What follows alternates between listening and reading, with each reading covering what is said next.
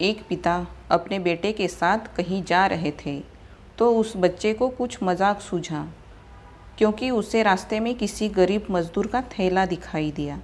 उसने अपने पिता से कहा, पिताजी, अगर हम ये थैला छुपा दें तो कितना मज़ा आएगा। देखते हैं उस मज़दूर पर इसका क्या असर पड़ता है।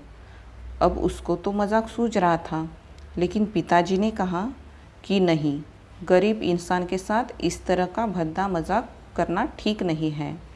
पिता ने बेटे से कहा, क्यों ना हम इसके थैले में कुछ पैसे डाल दें और देखें कि इस गरीब मज़दूर पर इसका क्या प्रभाव पड़ता है। उन्होंने ऐसा ही किया। जैसे ही मज़दूर अपना काम करके लौटा, उसने अपना थैला उठाया और थैले के अंदर हाथ डाला तो उसको कुछ अलग महसूस हुआ। उसने झांक कर देखा, उसे कुछ पैसे दिखाई दिए।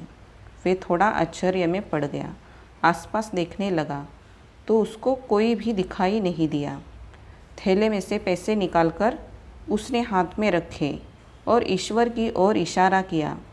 हे ईश्वर, पता नहीं किस भले इंसान ने ये पैसे मेरे थैले में रखे हैं, लेकिन जिसने भी रखे हैं उसको मेरी दुआ है ताकि इन पैसों से मैं अपने परिवार के लिए कुछ खाना ला सकूं। और इतना बोलकर वो वहाँ से चला गया। इस बात को बेटा और पिता दोनों सुन रहे थे।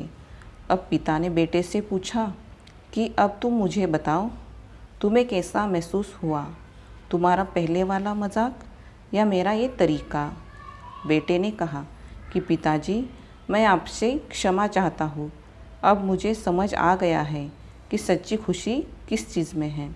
जब हम किसी का मजाक उड़ाते हैं तो हमें कुछ पल की खुशी तो मिलती है, लेकिन इससे हमें बद्दुआ मिलती है।